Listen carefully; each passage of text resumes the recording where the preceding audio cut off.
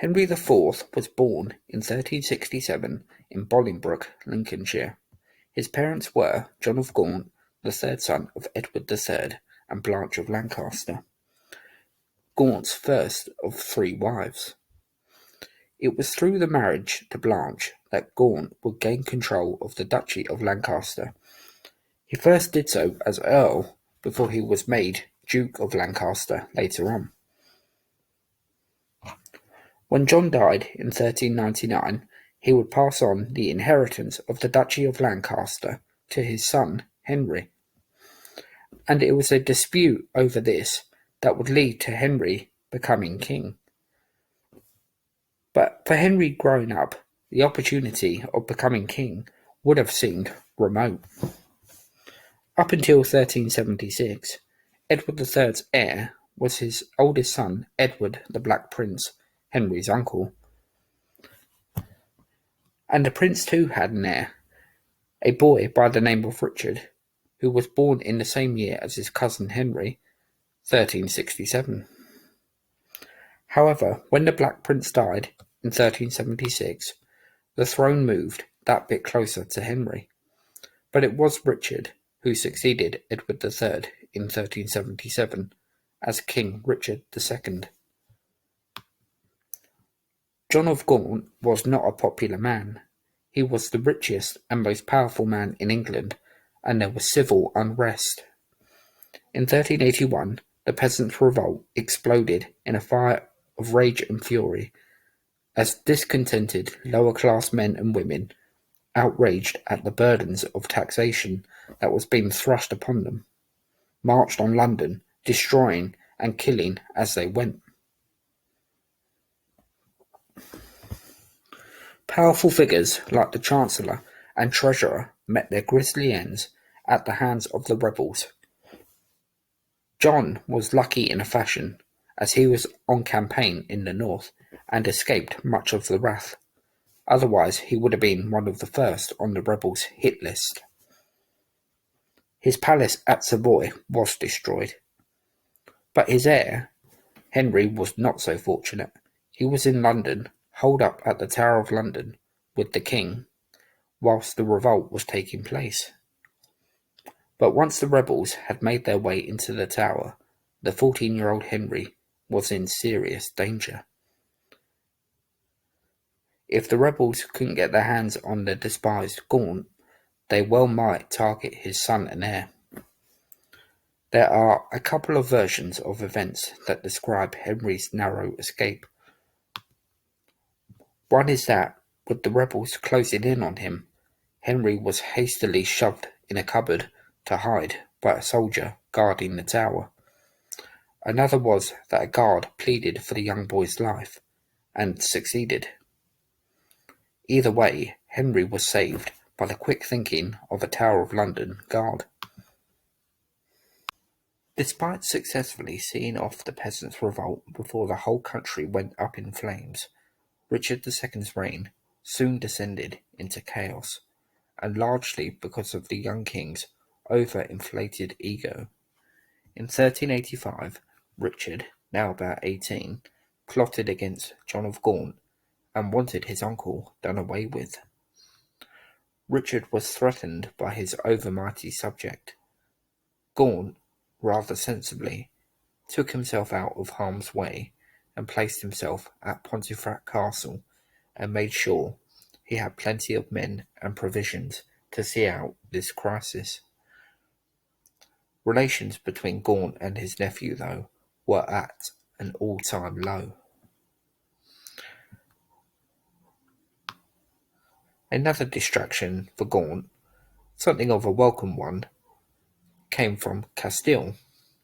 After his first wife, Blanche of Lancaster, had died, he'd married again, a woman by the name of Constance of Castile, and he now claimed the title of King of Castile through right of this marriage to Constance. He made preparations for his expedition. Meanwhile, discontent at Richard's reign was growing. Henry and other members of the nobility accused members of Richard's government of treason. a most grave and serious charge. The discontented nobleman became known as the Lord's Appellant. Matters continued to decline, and there was a skirmish at a place called Radcot Bridge. It's given the title of battle, but this is something of an over-exaggeration, as only a tiny handful of men were killed. From Radcot Bridge, one of the men who had most irked the Lord's Appellant, a man called Robert de Vere, was forced to flee. Whilst the situation in England remained grim, Henry decided to go on crusade. On 2 occasions in the 1390s, Henry took part in the Northern Crusades, an effort to Christianise the parts of Northern Europe that remained pagan. Whilst Henry's efforts were not overly successful, he made something of a name for himself through his deeds in the north, and he also made a pilgrimage to Jerusalem. But whilst these adventures would have been tremendously exciting for a young man in his 20s, the political reality of England could not be delayed forever. Henry had good reason to leave England on crusade. After all, he was a member of the Lords Appellant, and in 1388 they held the merciless Parliament and acted upon the accusations of treason against members of Richard's government. Numerous men were sentenced by the Lords to die a traitor's death. They were not given proper and fair trial, and so died guilty men.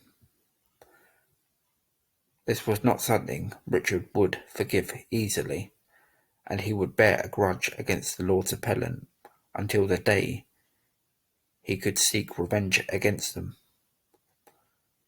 Perhaps Henry knew that Richard was a man who would bear a grudge against him, and so he had perfectly good and valid reason for now wanting to be as far away from Richard as possible until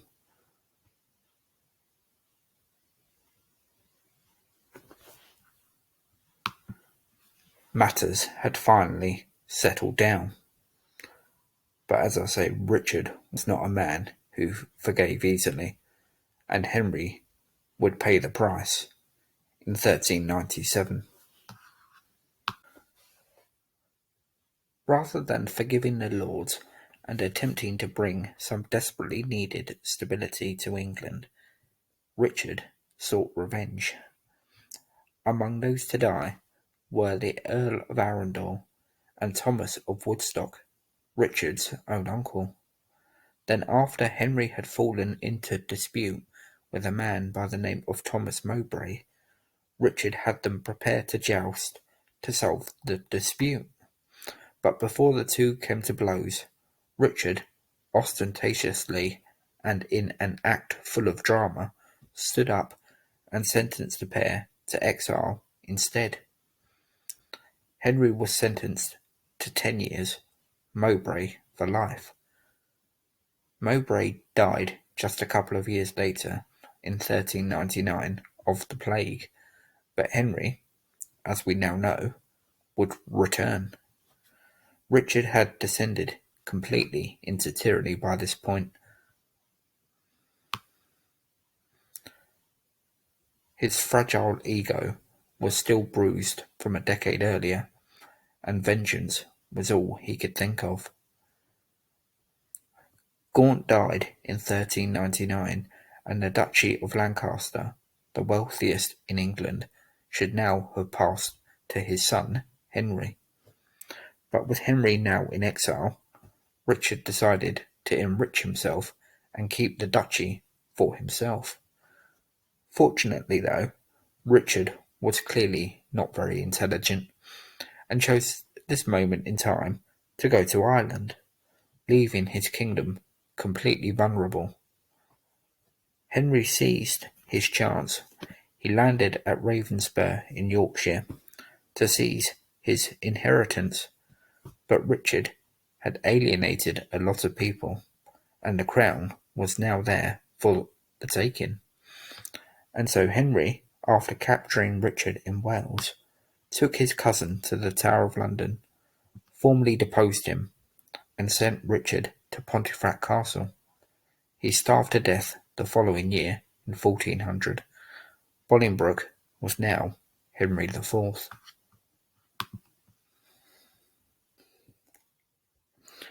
Henry is praised for his kingly qualities. Wise and prudent, he is said to have had good judgment. If this is indeed the case, then Henry must have known, as a usurper, that he had set a precedent, and that if he could depose a king, then he too might be vulnerable. A plot to assassinate him was uncovered. It was to take place at Windsor Castle, and the intention was to restore Richard to the throne. The perpetrators were caught and executed, but this would have confirmed to Henry the need now to remove Richard for good, whether he was his cousin or not. What might have especially concerned Henry during the Windsor plot is the range of men who were behind it, not just knights, but also members of the clergy as well. The most persistent of problems for Henry, though, came from Wales, led by a man by the name of Owen Glyndŵr. Glyndŵr claimed lands that were rightfully his and that were being denied to him, and so he went into open rebellion. Henry marched into Wales and put down these first flames of revolt, but Glyndŵr would remain a nuisance for the entirety of Henry's reign. Henry then received at his court a most remarkable of visitor. This was Manuel II, the Byzantine emperor. Manuel was the only Eastern Roman emperor to ever visit England, which shows the desperate nature of his plight. The Byzantine Empire was in terminal decline and at constant danger from the Ottomans. Manuel came seeking aid, which Henry provided, and Henry treated Manuel with the utmost hospitality. But for all the assistance Henry and other Western rulers provided for Manuel, there was by this stage no long-term hope for the Byzantine Empire, and it would fall just over half a century later. Henry by this point was unmarried. His first wife, Mary, mother of his eventual successor, Henry V, had died some years earlier. His second wife, and now queen, was Joan of Navarre, whom he married in 1403.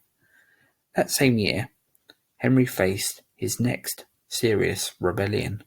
This came in the form of a powerful nobleman in the north, a man called Henry Percy. He is better known to history as Harry Hotspur. Hotspur's forces engaged the king's men in battle at Shrewsbury. Perhaps trying to live up to his name, Hotspur charged into the battle but was cut down, and the king's army was victorious. But worryingly for King Henry, though, was the injury suffered by his son and heir, Prince Henry. The 16-year-old had taken an arrow to his face. He survived, but was permanently scarred. Henry's reign continued to be dogged by revolts. Hotspur's successor, another Henry Percy, stirred up trouble in the north of England, and King Henry even had to execute his Archbishop of York. Despite being quite successful in the north, Henry had far greater difficulty in subduing Wales. Glyndŵr continued to pester him, and, to add insult to injury, Henry lost vast treasures during a thunderstorm in Wales, including some crowns. Wales had always been a difficult country to keep in line, and Henry was now finding it out for himself. In 1406, the Scottish king, the 12-year-old James I, was captured on his way to France and brought to Henry IV. If the Scots now wished to cause trouble, Henry had a powerful weapon to use against them.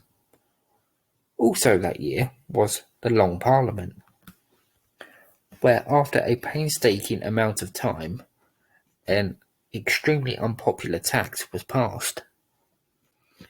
As the reign went on, Henry IV's health gradually grew worse and worse, and his heir, Prince Henry, became more influential. The king is said to have suffered from leprosy, but whatever his condition was, it's clear that it was becoming so severe that it was affecting his rule, and Prince Henry, with the backing of other members of the nobility, asked the king to abdicate in favour of himself. But in a last statement of defiance, Henry refused his son's request, and, as if to prove a point, he went on a tour of the country. But Henry IV's health failed him soon after, and he died in 1413. It's not really a surprise.